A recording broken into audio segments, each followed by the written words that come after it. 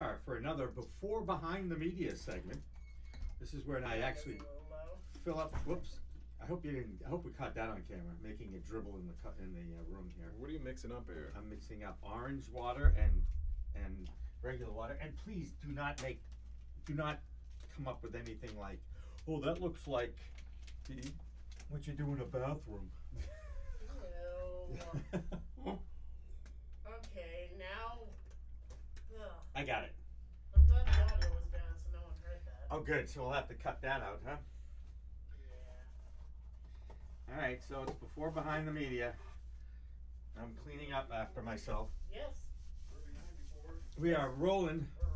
We're rolling. Rolling. The audio's low so no one's hearing. Sometimes this is the funniest part. Jimmy's audio is 1, 2, 3, 4. There you go. Oh wait, do I have my script? I know I printed it. Where the hell is it? Uh-oh. I printed it. I know I did. Where is it, Jimmy? I don't know. All right, let me just get it, because I don't want to miss my cues. Now you've got footage of an empty room, right? Yeah. Well, time to improvise. What? Time to improvise. Oh, Steve, yeah. Steve's going to start hosting the show. I like that. Yes, this is great. All right, I'm ready. Holiday weekend. You know, this is kind of a depressing time of year. You know that? That's why I was born on this weekend. Oh, you are? Happy birthday. Yeah. You know, you got a cake on your birthday, I just want to say. Or maybe it was a cupcake. Yeah, it was a cupcake. And I know you Steve... You didn't even tell me it was your birthday. It's not something I like. By the way, so birthdays on you're Labor Day. Here telling me Steve knew. Birthdays on Labor Day are the big worst deal. birthdays you can 'cause have. Nobody cares about it. Nobody cares. But had you said something, that's the way you get things happen when you let people know. Self-advocacy. Right, exactly. I learned that Exactly. I very would have well. gotten you something. I did not know this was You your get me birthday. something every week, Dan, just by being you. Oh, isn't that special? Did you get a haircut, by the way? I got a haircut about 2 weeks ago, and Okay. I'm not really happy about it, so I'm going back to my regular barber. Okay. So I'll really get a haircut now. So you're watching us as we get ready for our show. This is it's an interesting show. This is our Before Behind the Media. Yes, exactly. And an interesting week. Although every week it seems as if there's always something crazy going on. And I know who we regard to can media. credit for that. Yes. That Donald POTUS guy. That was Donald Duck. Is what Donald I said. Duck.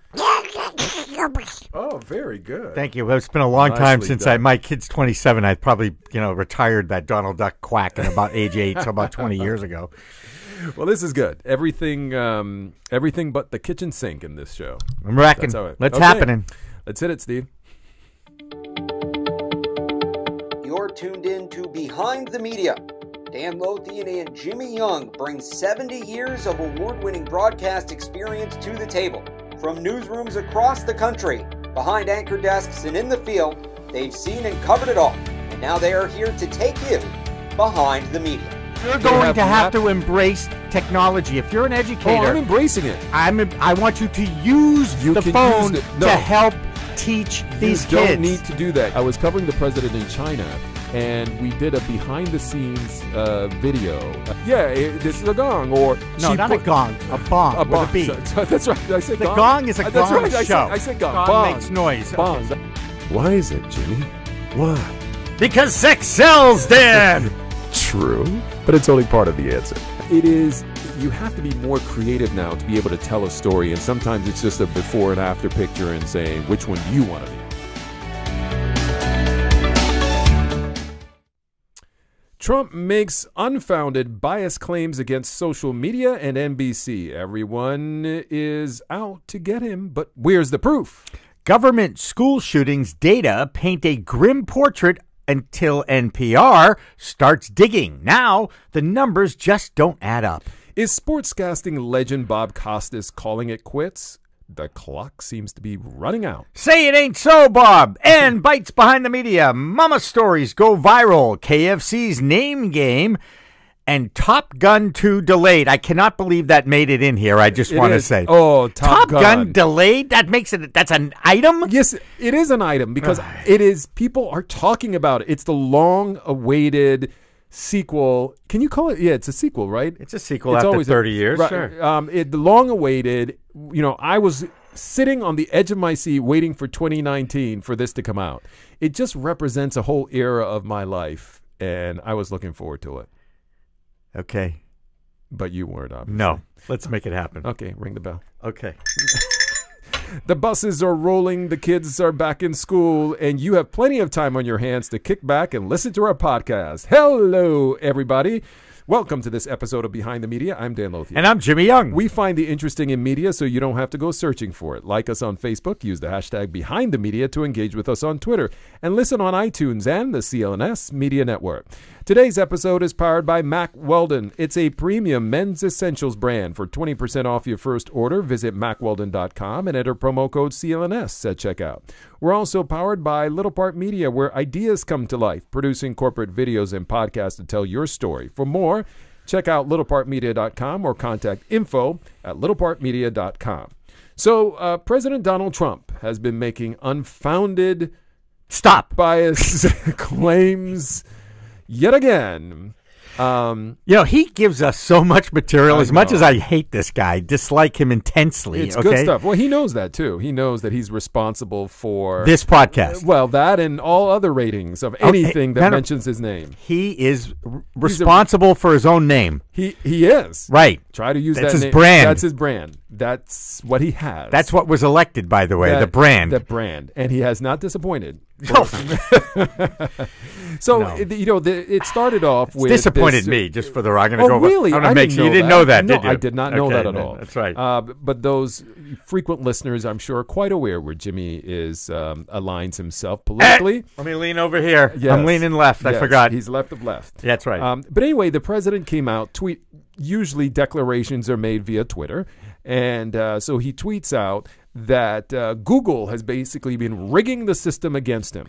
That, the whole world's against this guy. Right. The other presidents had, if you Google their name or anything having to do with them, that great accomplishments would pop up. But when you do that and put in Trump's name, it doesn't show. No, only negative stuff shows up. Embarrassing accomplishments, really and truly. And that should tell him something.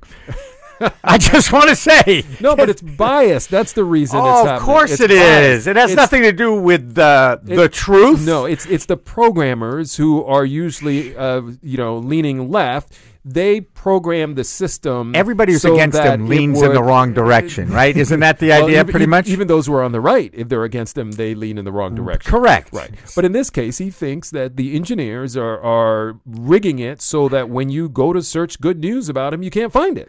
I really worry about. Once again, I worry about what has happened in Washington, D.C., where this guy is going, and I don't even know what direction the country's going. Right. I can tell you that. Although after a primary day that's coming up in the next few days, we should get more a better feeling, more of a compass. Yeah, a little feeling about it. And God, I hate politics, but at least it's part of our. It's part of our subject material here on Behind the Media, so I'm certainly happy to talk about it. Sure. But by the way, I've talked to my friends about this. They cannot believe I talk politics. It's a riot. Because that's not something you always liked, just talking sports, but not politics. Correct. Yes, but you feel compelled to talk about it now. You make me every week. Yes, but you enjoy it. As long as I make you laugh and I somehow or other get people to download this material, I'm happy. But you know what? You get a chance to vent. If not, you'd have a broken arm. Yes, exactly. Going around punching walls. Or knocking my head against the wall because the frustration that happens every week with this guy just flips me out. So here's my question is, and the reason we're discussing this is because he's pointing not only at Google, we'll get to NBC in just a little bit about how he has sort of twisted what is reality, what actually happened. He twists it. But in the Google case, I mean, when you look at and again, I did not do an independent analysis of this, but apparently the majority of the stories that are even out there on the internet about President Trump happen to be written by conservative-leaning publications. That's like, I saw somewhere like 65%, is that correct, of the material that's out there is actually the right-leaning groups that are writing about it. So to say that there is some conspiracy that prevents information from being put out there about the president sort of flies in the face of reality in that there's so much information out there that is being put out. Right. Not only by the left, but the right. And what Mr. Trump says, Mr. POTUS says all the time, it's all misinformation. It's it's anti-Trump. Right. And so my guess is that he's also grouping in some of these conservative leaning publications into this debate. I don't know what we're going to do in a couple of years. That's all I can say. What are we going to have to talk about? Right. The right things, the wrong things, the right things, the wrong things, left things, right things, middle things. Well, our podcast will be about something else. Okay. Maybe our trip, how the U.S. is headed to Mars. Behind the censorship of the media. Oh, there you go. Or behind the trip to Mars. Because as you know, he did tweet it out something like, censorship is bad. Right. And so which was kind of interesting in that an administration that seems to play around with censorship quite a bit is now crying foul that they are now the victims of censorship. It's just, this is the strangest time in my life when it comes to the news, media, leadership, politics. It is absolutely the most bizarre time I've ever gone through. I mean, it was a lot easier back in the 60s growing up and saying that war is bad and anybody over 30 we can't trust. Right.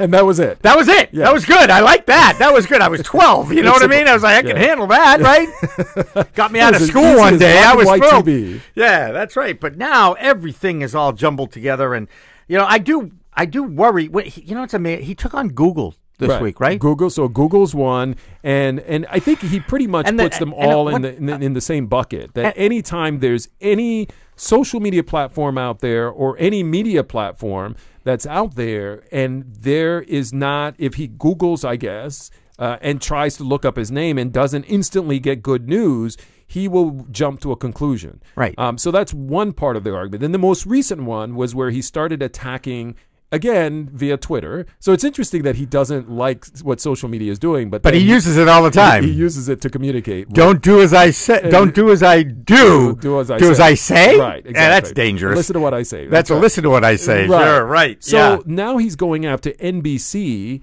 saying that NBC has basically flipped the facts of an interview that he did, and it's on video. Right. And he's saying that they doctored the video. Now, you and I have actually had this discussion before about have you ever. And one of the things I always liked about electronic media, now digital media, is the fact that you can't misquote someone. Right. Because there's a recording of it. There's your lips are going back and forth. Right. And somewhere your brain is telling your lips what to do. That is correct. You can't, how in the world would you, I mean, there are ways to do it. We know that there are ways. Hollywood does it all the time. Hhollywood can do it. But that's at a very high, expensive make-believe. level. Yes. It's a make-believe world, okay? And it's very expensive. And it's extremely expensive. And, I can see excerpting certain sound bites that help advance your story. Right. That's a tactic. That's a skill. That's kind of what what they do with political ads. Right. They take something, sound bites out of context that will paint the other person as Darth Vader. By the way, I hate negative political ads. There's a couple of them in the Massachusetts area right now. And with that voice of, this person will, they'll be doomed and you'll be doomed too. There's just Dr. Doom is doing the voiceover, is what it is. Hide the children, hide the pets. This person, the worst possible thing that. It's hard to believe that people buy into that.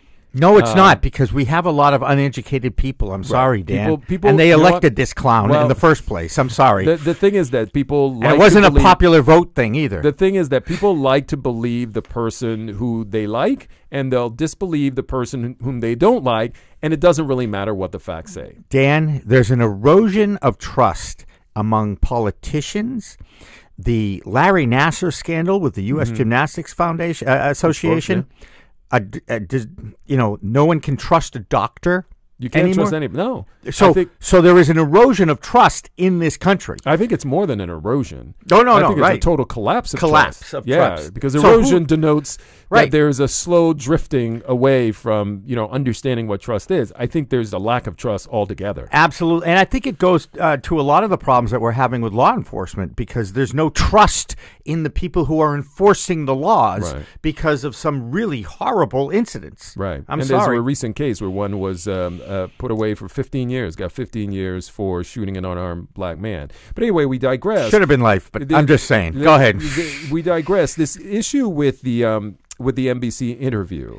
So it was a taped interview about the James Comey. It was about the James Comey FBI director. Firing. Firing. One of the first firings. By the way, exactly how many? Does he lead the league in firings in the in Washington, D.C. over the last It was his 2 show, years? right? Yeah. Isn't that what they did with That's the show? right. That's right. He's just living up to his reality show. Right. It's a horrible reality, but it is what it is. But it is reality. Now, here's what he tweeted out. Yes. What's going on at CNN is happening to different degrees at other networks, with at NBC News being the worst, the president tweeted. The good news is that Andy Lack is about to be fired. Andy Lack is my former boss. You know him. One of the top, like the chairman of news or NBC, who has been quite controversial, even back to the days when I knew him. Yep. But anyway, he's about to be fired for incompetence, and much worse. When Lester Holt got caught fudging my tape on Russia, they were hurt badly. Now, here's the interesting thing about this, is that there, as many things that the president usually spews out there, it's a barrage of bullets and no substance behind it. It's like bullets with water in them. They splat, and people believe that, this is really happening, and there's nothing behind it. Right. And the White House, nor the president, does he expand later on and say, here's what I meant by it. You put it out there, and so that it feeds into the base, the lack of trust that his base has in media, traditional media. This feeds into it. So you can make something up. You don't provide any facts whatsoever with it. You throw it out there and let it do the damage. Oh, and he loves to do damage, doesn't he? Which is one of the scariest things, that the leader of the free world is consumed by himself and being this troublemaker. Right. We have a troublemaker in the White House. So what happens? I mean, here's what I'm hoping. You know what I'm hoping. Yeah, I know what you're hoping. But here's what I'm hoping. So oftentimes when someone, sort of the whole thing of crying wolf. Yeah. So if you keep, I'm not talking about Wolf Blitzer. No. But another person you're friendly with. Right. Another wolf. Another wolf. Where you say something happened, you were wronged, but in fact you weren't. And at some point, does it lose its potency? Will people finally say, oh, yeah, right. Now, Manny being Manny in the sports world. I don't know if you remember Manny Ramirez, but it's that saying. It's that saying, and it's POTUS being POTUS. Because I'm getting like that now, where I'm less shocked by these developments. Right. When I hear an attack, something that's made up, when the president says what we just saw really didn't happen, it becomes a joke. And the question is, will that be more widespread beyond just his existing critics? Will everyone sort of wake up and say, okay, we like the president for X because he's done this, or we like the president for Y because he's done that, but we think this is a joke, and so whenever he talks about this, we'll dismiss it as a joke. I mean, it's serious, but I have to think that at some point that's what it comes down to, where people no longer will believe and buy into it, and we'll see it more of something that you just laugh at or roll your eyes. Well, you know what I'd like to see, Dan, is the ratings for national news in 2 years into this administration versus 2 years into anybody else's administration. We should look at that. That would be an interesting, because I know a lot of people in my world, of course, it is a leftist world, I admit it, are tuning out the news because it's so depressing, because they get so mad and they get angry. And when a person gets angry, they have to somehow or other release that anger. Somehow, some way. Go hit a tennis ball. Yeah. Isn't that what you do? Yes, I do. I'm back doing it too, I might add. Good job. Anyway. And I notice it's these days much harder hit. Yes. That aggression. Oh, my God. I don't even care if it goes in or not. It's kind of like hitting a golf ball. The beautiful thing about a golf ball, it just sits there on the little tee, and you can just crush it. Well, and I don't care if it goes left, right, center. Well, my problem is I can't even hit the thing. Well, then I mess up my shoulder. It's just sitting there, Dan. Yes, but it's a tiny little thing. It is a tiny little thing. Yes, it takes me about, a trench of divots. I can only imagine. By the way, I should not talk. I love the game. Yes. I've played it once in 4 years. I don't Body reasons, though, not not love. Yeah, reasons. I don't love the game. I don't like it at all. But anyway, I think we can only hope that people won't really continue to buy into this, because it is, and we've talked extensively about this on this podcast. We're worried about how those who maybe aren't necessarily educated, although education doesn't have anything to do with common sense. There are a lot of people out there who are sort of... Hold it back. Rewind that tape. I said education has nothing to do with common sense. How do you develop common sense if you're not educated? There are uneducated people who have common sense. Believe me. Okay. I'm saying you don't have to go to college to have common sense. You don't even have to graduate from high school to have common What's sense. the measure of knowledge? Well, how do we measure knowledge? Who's smart and who isn't smart? Well, I think there are a lot of smart people who haven't gone to school. Correct. Right? Very successful people who never went there. Right. So especially in this day and age. Yeah. Now I lost my thought as to why I was saying this whole thing. It's all my fault. Of the knowledge.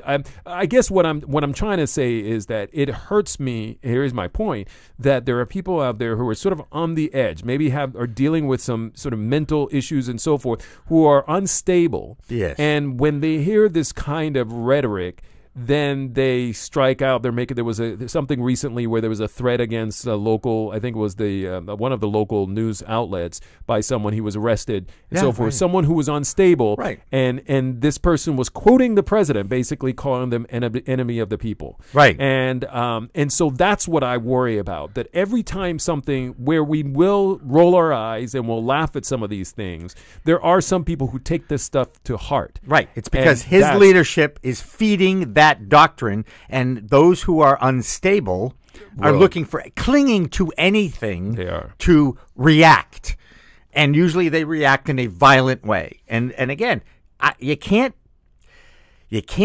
tie. There's no smoking gun in the White House. No, there isn't. But man, he smokes a lot of words out there in Twitter. You know what I'm saying? Yeah, no, he does, and he should be smoking just to relax a little bit. Anyway, what I would love to happen is for us to just not have these topics to talk about. I told you to talk about his successes with, I don't know, maybe this whole thing with NAFTA or the new NAFTA or whatever you want to call it. Maybe that forces a better deal. I don't know. I think the jury's still out on that. But those are the kinds of things I'd rather have a grown-up conversation about issues that impact us and the world, rather than gibberish about the news media, whether they're out to get him with some conspiracy or not. That doesn't, forget about that. Focus on what you were elected for. You weren't elected to beat up the media. You were elected to accomplish things and make life better for middle-class Americans and all Americans. He didn't expect to be elected, okay? Let's face it. And the amazing thing, we get back to the social media thing, again, these little stories about social media making their changes on what they do with political ads and that sort of thing now, right? Yeah. All of that has trickled down from what happened in the 2016 election. But we're not going to revote, right? We can't do that. There's not going to be a mulligan, right? We can't do that. And I blame the Electoral College. There's a lawsuit going on now. There are lots of lawsuits. Get rid of that Electoral College. This is lawsuit central these days. Yes, it is. Lawyers love that. They do. If you like that as well, or like this episode, let us know. Like us on Facebook. Use the hashtag #BehindTheMedia to engage with us on Twitter.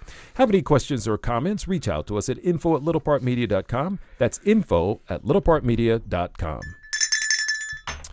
Government school shootings data paint a grim portrait until NPR starts digging. Welcome to this episode of Behind the Media. I'm Dan Lothian. And I'm Jimmy Young. We find the interesting in media so you don't have to go searching for it. Like us on Facebook. Use the hashtag Behind the Media to engage with us on Twitter. And listen on iTunes and the CLNS Media Network. Today's episode is powered by Mack Weldon. It's a premium men's essentials brand that Jimmy often wears to this podcast. For 20% off your first order, visit MackWeldon.com and enter promo code CLNS at checkout.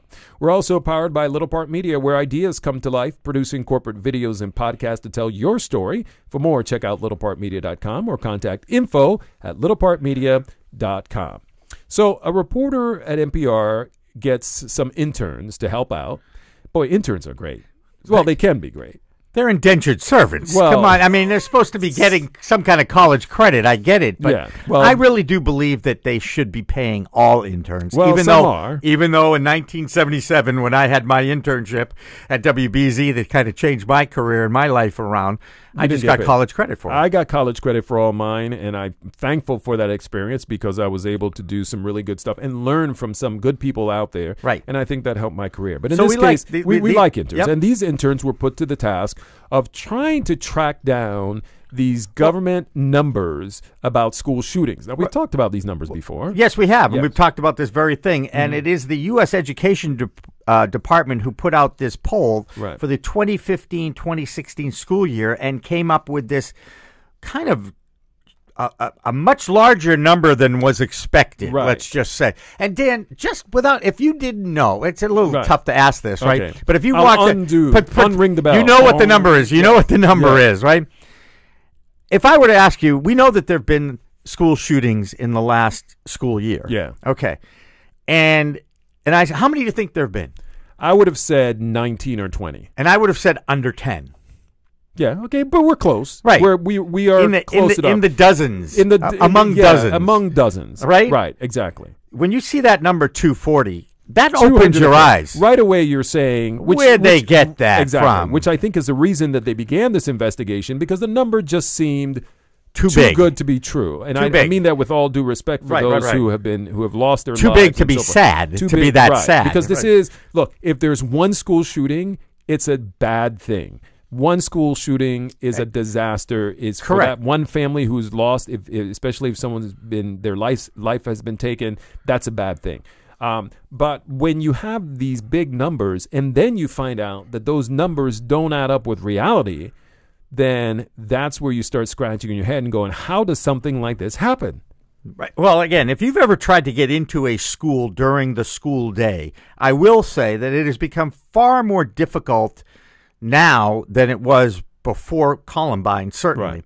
That being said, kids know how to get in and out of school Right. without going through that front door. Well, they do. And it's not, look, this is not to say that it's not a problem, number one, and that there shouldn't be these ongoing conversations. And even more beyond that, there are a lot of communities, and even at the federal level, where lawmakers are trying to figure out ways to make schools safer. Yesterday on the radio, I heard a conversation about there was and maybe this was more of an attention grabber, but here in Boston, they had a fashion show. I think it was last weekend, where they had people walking not with fancy long dresses and so forth, but they were wearing Kevlar.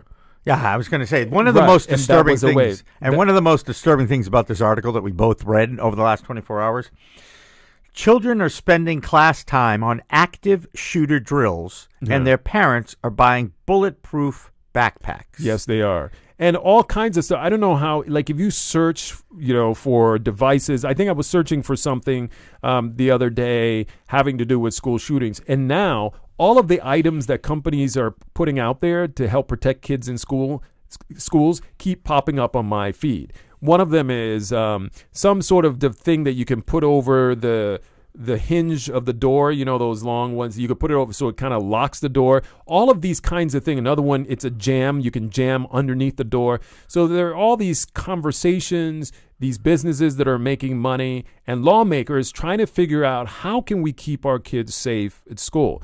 But you have to also keep everything within the context or understand the context. While this is a major issue that has to be addressed, 240 is far different from what the NPR reporters found, which is 11. Right. And what I say, it doesn't, so I wasn't too far off. But wait, go back to that. The other problem was in how they were asking and what they considered Exactly. to be a shooting. And having a photo of a student holding a gun posted on Facebook That was what, right. is not a shooting. So anytime But it is there a was gun incident. Gun incident, and that's the problem. Part of it is Right. in the reporting of it. But it would seem to me that if you're going to put something out like this that potentially has such huge impact, Right. that you need to then dig a little deeper in the numbers. Right. Was it someone who just said, I have a gun, and it turns out they didn't? Yeah. Was it a call that came into the school that they didn't know who made the call of a threat that never existed? all of those things add up to these numbers. And so then you have to then, as these young reporters did, interns, they made phone calls. They actually Talk to people. They talk to people. The Jimmy. people who got the survey, who took the survey and filled out the survey, the school, and of course the education department, that gives them an out. Well, we rely on the school districts to go through this and get this, and then obviously they're not getting to the right person, and when they do get to the right person, the person explains, I didn't realize that I was, that goes as a gun incident. Right. They didn't know when they check a box, the way that the question was asked, they didn't realize how this would be used or in that particular way. So there was some murkiness around the actual reporting mechanism here.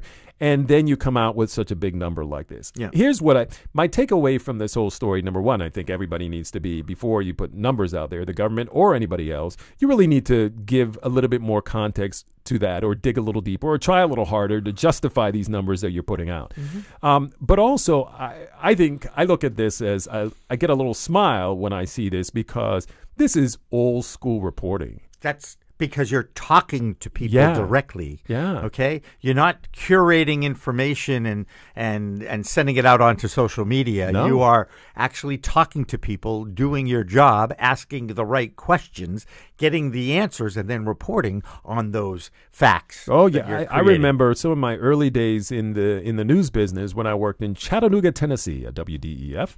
I would go out, and you're looking for someone to talk on a particular subject. You couldn't just Google it. Right. There was no Google. There were no computers at that time. So where did you go for like political experts or educational experts? Where would you find them, Dan? Being that there were lots of award-winning reporter that you were. There were lots of paperback books. So there was a one for sources. If authors? You had, who's been published? You go. Yeah. Is there someone who? There were always these resource guides that were put out by various organizations. You would go to the Chamber of Commerce. If you were looking for a business in a particular area, you could go, hey, do you have a resource guide because we're looking for an expert on X. Yep. The other thing that we did is we looked in the phone book and we called people up and we walked down streets and knocked on doors. It was a you started with zero and had to go out and dig like crazy to come up with something. To get experts, I know, especially at New England Cable News, where I worked for many years, they would go to a lot of the colleges. The expert on political science, right? And you call up a PR department of a college. And they usually had a book of some sort and said, if you're looking to talk to somebody, one of our professors just wrote a book on that. Yes, exactly. So you could go that way. Exactly. So that was the. Does that make them expert if they get published? By the way, well. No, but they can talk about the subject intelligently. I think that whole issue of who is an expert is kind of bizarre, because there are people out there. I remember, what's the name of the guy? He was a reporter. He's on CNN. He's been on for a while. He made a career out of interviewing bin Laden. And that was it. All of a sudden, he became an expert on bin Laden. And he went out and he wrote a book, and he makes money, and he's become like a national security expert and so forth. It's interesting how one thing can turn you into an expert. And then there's the person who is the real expert, just grinding it out, sitting in a back room somewhere at a library. That nobody knows about. Nobody knows. The tree falling in the forest. Right, which is really too bad. Yeah. So it is what it is, but that's how you find. Look, if you could talk intelligently about a subject, and I believe look at both sides of that subject, because everything is subject to interpretation of the facts. Right. Okay, present the facts, and then you're going to talk to people who are looking at those facts, interpreting them as far as they are concerned, their focus. This is, in my experience, this is how I look at this fact and how I'm going to spin it, if you will. But ultimately, when you are talking about numbers, it is more than just dealing with an expert. It's going to the source and saying, you were counted as victim number one, or you were counted as being part of this on this list. Were you? Yes or no? And there's your answer. You're going to the person, and reaching out to them directly. And I think maybe this shows that that's still happening, and that's a good thing.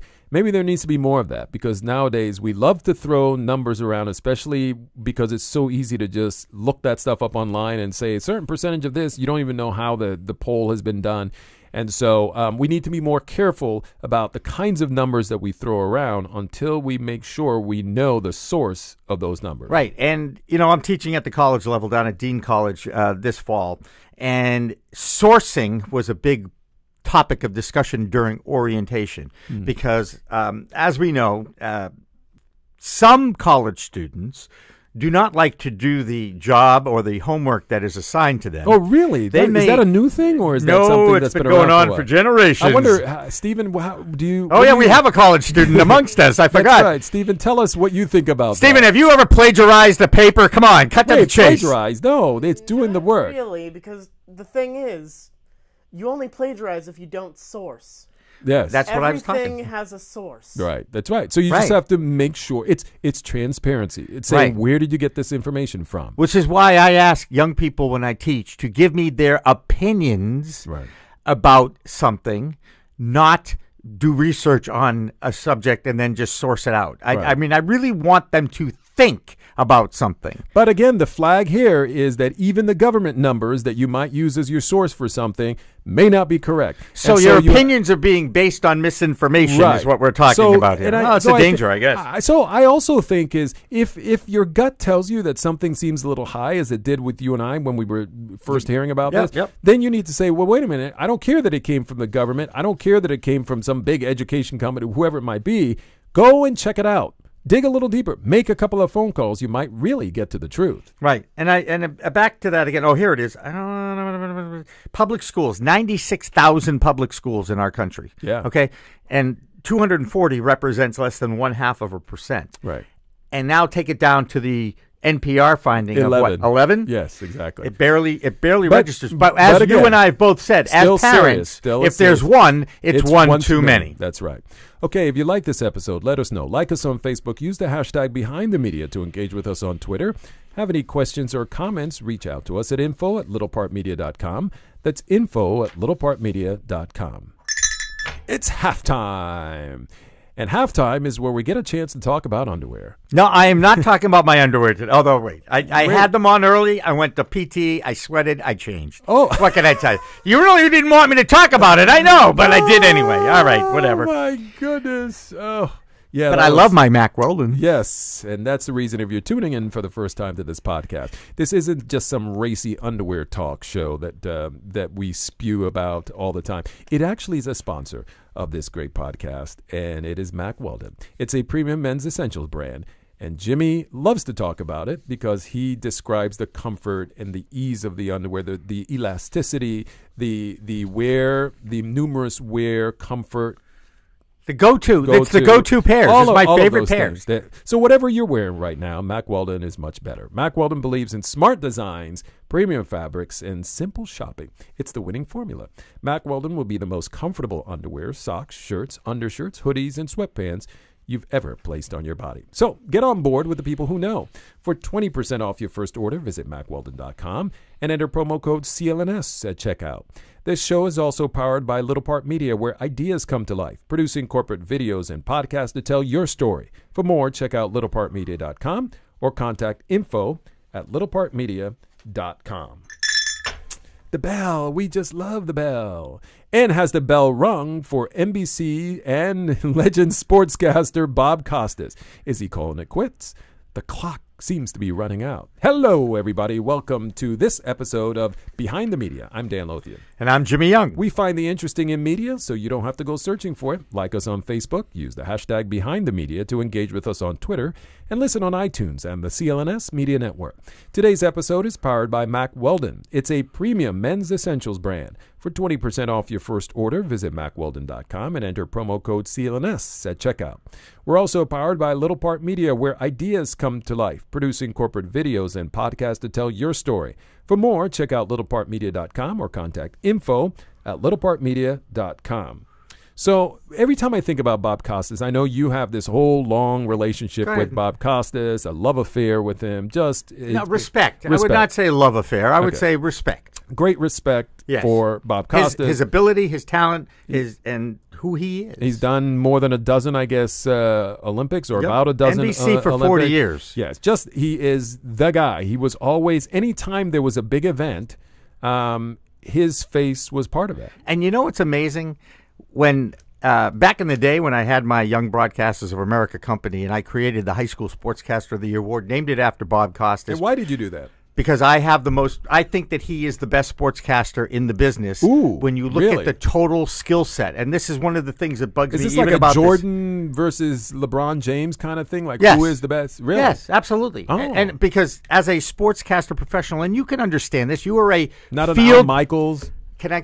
Were you going to let me finish? Yes, go Because ahead. now you're playing to my expertise. Come on, you're in my hood now. I'm grasping and just throwing out some names out there to see. As if I a can- sportscaster, Yes. you have many skills. As a newscaster, you have different skills. A news anchor is not the same as a news reporter. Right. Someone who is a producer, a news producer, is different than someone who is on camera. So there's a lot of different skills. And with a sportscaster, there's play-by-play, there's color analysis, there's studio host, Right. there's reporters, there's interviewers and post-game reporters. So there's all these different skills. Right. And categories. Well, I call them skills Okay, because skills. they're categories, but they're skills that you have to perform in your duties as.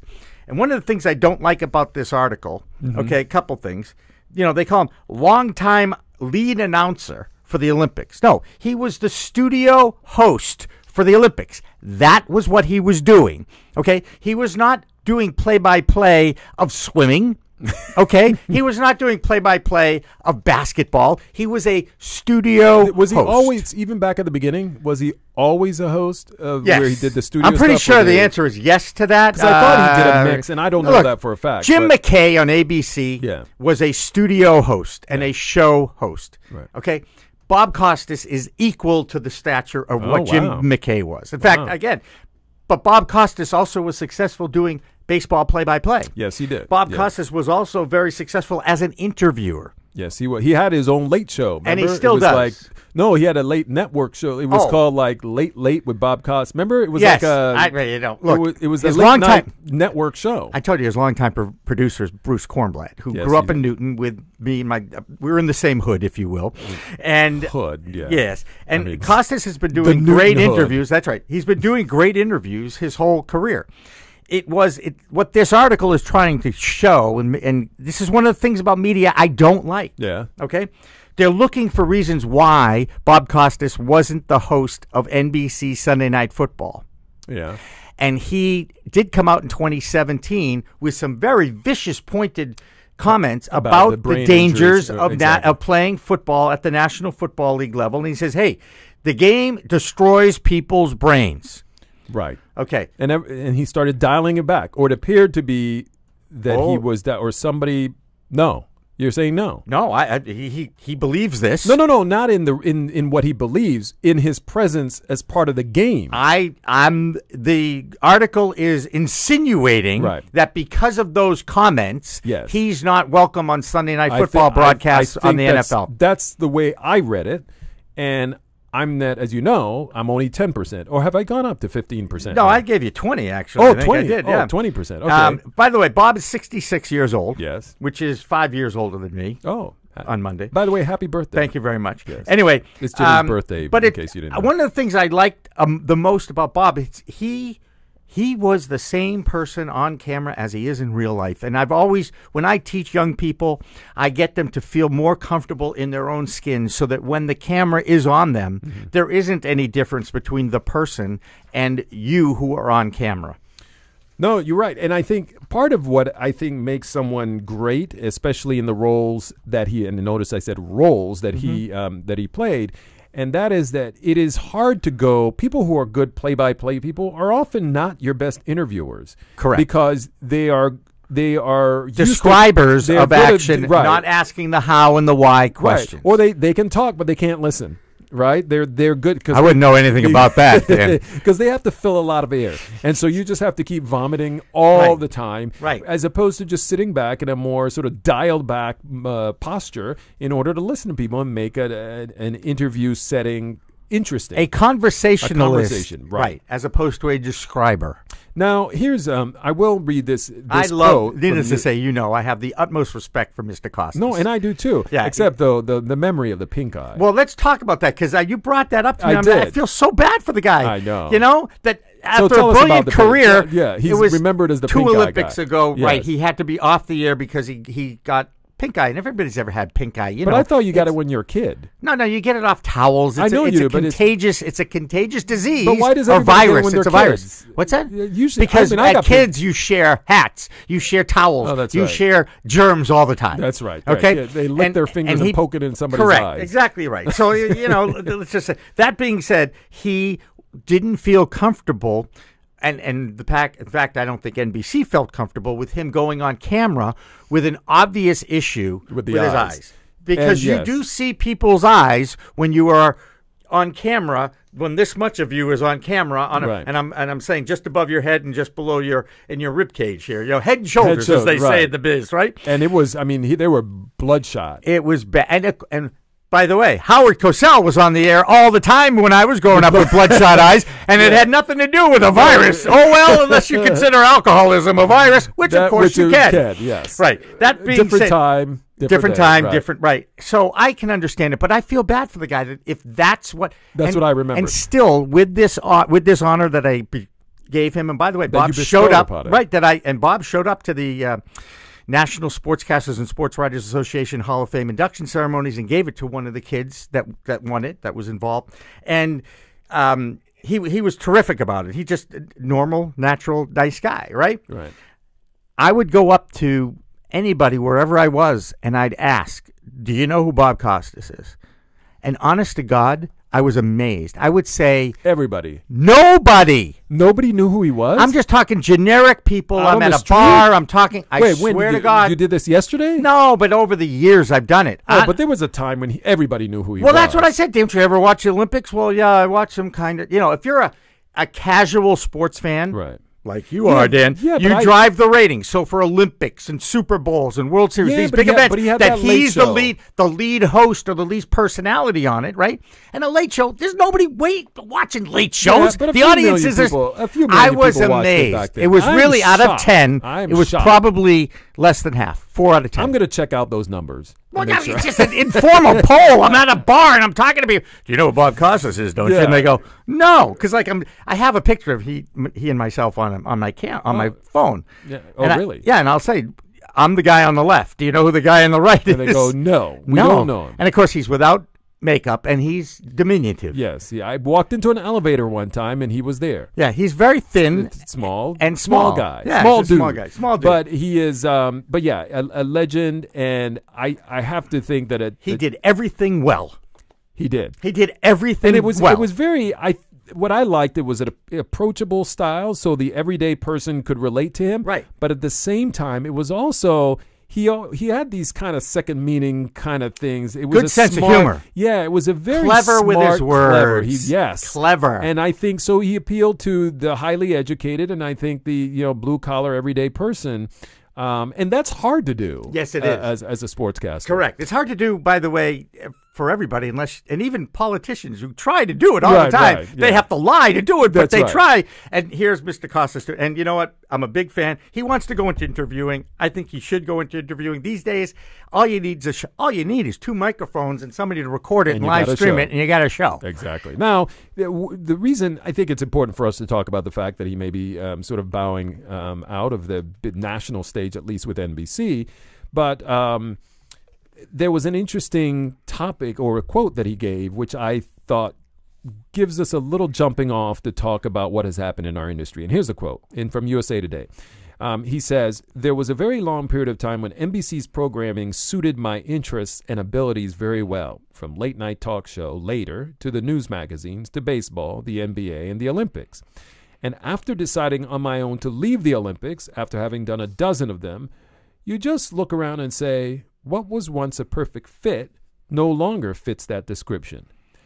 And I wonder if this is, he's 66 years old, so he's kind of been there, done that. But at the same time, have some of our stars of whether it's news or sports or entertainment over time have not embraced sort of the modern way of doing broadcasting or the interaction that you have to have on social media.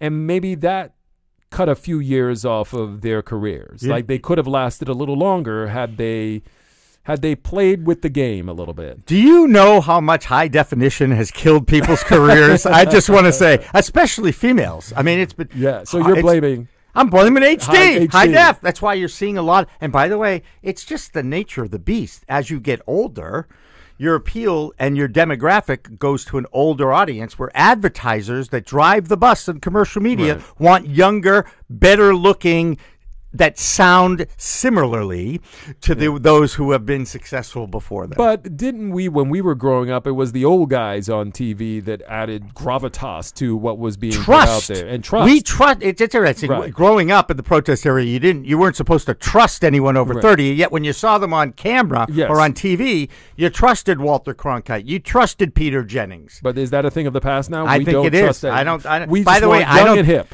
Right. They want young and hip. Look, we work for a media company that distributes this podcast. They want young, hipper, on-camera performers. So what are we doing? They're just using our voices, thankfully. Because are we hip? Are we No, young? I'm painfully unhip. In fact, I've got an artificial hip. I think that's what it is. That's how I'm so unhip. I had to get a new one. Right? Very good. I like that. Bada bing. Okay. Well, look, Anyway. I think whatever he does, if in fact he is, this is the point where he's stepping away. We wish him well. He's been, as you said, one of your heroes. I don't like. No. using hero. He's not a hero. Not a He's hero. a role model. A role model. And a Hero professional is, role model. Not Hero a is a title reserved for. He's not I running think, into certain a burning building people. anytime he soon. isn't. Okay. No, you're right. But someone who you've certainly looked up to Respected. and you're respected in the career. profession, I'm sure. Yeah. Let me ask And you. I have too. I was going to ask you. Yeah, no. Who do you respect? Nobody. I don't respect anybody. I don't trust them all. They're all crooks. Don't Come on. respect anybody. Somebody's work. Who do you respect? Somebody's work. I'm putting you on the spot. I always respected Peter Jennings, and for We those all- of we- you, I mean, there everyone. was something Yep. about him until I found out a little bit about him, but I won't get into that. Right. But from a journalistic standpoint, I really liked his writing style. I liked his presentation skills. There was so much about him that I liked. Mm-hmm. There were other correspondents as well over the years that I used to look up to, Yeah. who covered mostly overseas, doing foreign coverage. Yeah. But that's the person. And I think we all do. We always, I mean, it's good to have someone to look up to, you can emulate and certainly learn a lot from as you build your career. Both their positives and their negatives. Well, the now. negative you try to stay away from. But you can learn from their mistakes. Yes, you do. Like I did with my role when model. they trip and We'll fall, keep going. you learn. That's how you trip Or and you fall. walk off the set. I'm Yes. just saying. Dan Rather? No, Jimmy Myers. No, but I'm saying Yes. Dan Rather Right. also Yes, walked that's off right. a That's set. right. Yes. Right. There you go.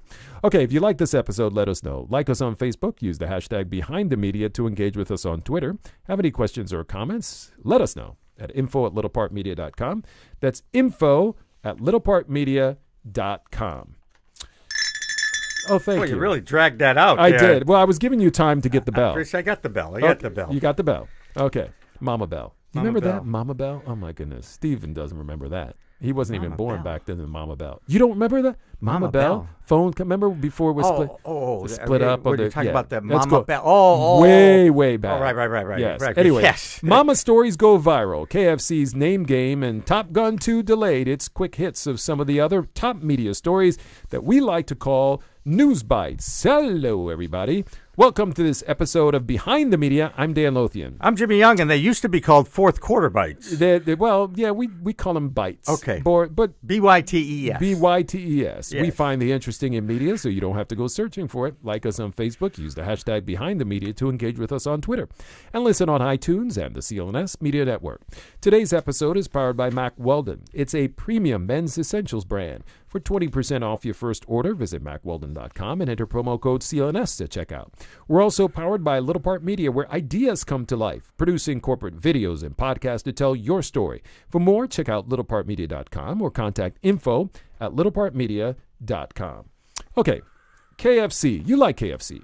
Once a year, Once a year. I will go to KFC. Once a year. I do like fried chicken. I do too. I had have it not this been week, to- I might add. Really? Not at KFC. I haven't been to a KFC in a long time. I had NFC, What? Newton And- Fried Chicken. Oh, I thought you were talking about football. No, that's what the Cook restaurant, they call it. Oh, the NFC? NFC, yeah. So, I'm sorry. It's not the National Football Conference. I'm like, why do you have the NFC on here? I don't get it. No. Oh. So this is kind of the name Harlan. By the way, would you name a child Harlan? Not if I liked him. Although, let me put it this way. If it was Harlan James Young. Oh, that's a very uppity correct kind of name. But it would be it's a H, country club. A country club H. type name. Your nickname would be H. H, that's right. Right? Instead of Harlan. Right. So that that to me, that's how I would get away with that isn't one. the great sports guy, the radio play-by-play Harlan? Oh, that's Harlan. Harold Arlen. No. He's one of the first ones in the 20s. The guy now. The guy who does all of the radio, West 1-1. Oh, I know he. No. It's oh God, Steven? keep going with the next one. Steven? No, he's not going to know. Oh, come on. It's how in the world? He's huge. Kevin Harlan. Jeez. Is it Harland or Harlan? It's Harlan. Harlan. Harlen as opposed to Harland. Oh, okay. So, but it was within the family of names. Yeah, but you threw that at me. I had to think about it on the fly. I'm like, who is going to come up with this now? Oh my God. He has that like there. I got it. Kevin Harlan. There's just no other voice. I could sit there and listen to him do play-by-play of traffic. And Dan, I feel the same way about your voice. Oh well, thank you. So anyway, apparently this name Harlan is hip again. Somewhat, at least they're bringing sexy back. Wait a second. Tell the story because okay. I'm not sure everybody agrees with that. Go ahead. So KFC has launched what really is Kentucky a marketing Fried Chicken. Right. They've launched this marketing campaign where the first person who has a child on September the 9th right, that names that child Harlan, they'll get $11,000 in cash. First baby born right. on September 9th. Right. They'll get $11,000 in cash. Right. Now, do you know where the 11 came from? It's in the next sentence. Go ahead. Tell me where it comes from. In honor of KFC's 11 herbs and spices that are in their special and recipe. And why the 9th? And why the name Harlan? Because Colonel Harlan Sanders was the founder of Kentucky Fried Chicken. Now, by the way, and that's his birthday. Yes, it is. Now, did you know that was his first name? No, I did not. I thought it was Colonel. No. Actually. Kernal, Colonel? Yeah. I didn't realize that was the first name. So when I saw that, where are they going with this? It's brilliant. They've done another who's ever doing their PR and marketing. Give us a call. We think you guys are great. Right. This is great because they're doing out of the box campaigns, the kinds of things. Even when they screw up. Right. And it's the kind of thing that here we are talking about it. Exactly. Now, why else would we? The only time we ever talk about KFC is when they have some interesting out of the box kind of creative way. Did you know? This is the factoid. Yes. 1918, the year in the 20th century that produced the most Harlans. Yeah. There were only 155 of them born. So it isn't a sexy name. Named, I think. Yeah. They were born, but they were also named Harlan. That was the idea, right? Yeah, I think Dan was much higher up the list. No, and Jimmy probably was at the top of the list. King James! Everybody was called King Jimmy. James. Hey, I knew at least 1,000 Jimmys when I was growing up. There you go. Anyway, so that's an interesting story. It isn't it? It was an interesting story. And if you happen to be pregnant out there and do September 9th, which, by the way, would be 2 days before my son's birthday, which is 9/11. Oh, there you go. Knock yourself out. And if you are the first one, 1201, and you name it Harlan. Out. There's some joke there, but we'll stay over. Okay. So the other story is tennis star Serena Williams. She shared this, they're calling a sweet story, on social media of herself traveling around with her 11-month-old daughter, Olympia. That's the name of her daughter, Olympia. I love it. That's a beautiful name. By the way, did Bob Costas, you think, do play-by-play at her birth? Because of Olympia? Yeah. Howard Cosell would have been there at the birth. Howard, that's right. She's giving it a push. The doctor is positioning him as herself. Steven's in tears. Our director Steven's over there. He's looking down, rubbing his eyes. He's laughing so hard. He may not be able to collect himself in order to continue on with the show. Can I digress? Yes, because I know I'm going to kill him. You do it all the time. I do. Go ahead. Howard Cosell in the movie, I believe it was either Bananas or Everything You Ever Wanted to Know About Sex, did play-by-play of Woody Allen in bed with Diane Keaton. Now, this was, under the covers back in the 70s. So that's where I got the idea that I use in my class when I teach sportscaster to do play-by-play of a non-sports event. Okay. And describe it. Because So Howard that's did a where- great job. Howard did, and there's yeah. a probe. You know what I mean? I mean, it was brilliant. It was brilliantly thought of. There's and a probe. And that's how I got the play-by-play of a non-sports event, which will be part of my class at Dean this year. There we go. So now we come back onto the highway. Yes. With Mama and tennis star Serena Williams. Yes. And basically she talked about how she was on a flight with her 11-month-old daughter. She insisted on running up and down the aisles. She got her to sit still, and she threw up all over her. It's the realities of parenthood. But sometimes we think that those big stars, they throw up on the stars' people. On the nannies. On the right. On not the stars' them. nannies, not on them, right? Exactly. So she wrote this. By the way, yes. as a parent, Yeah.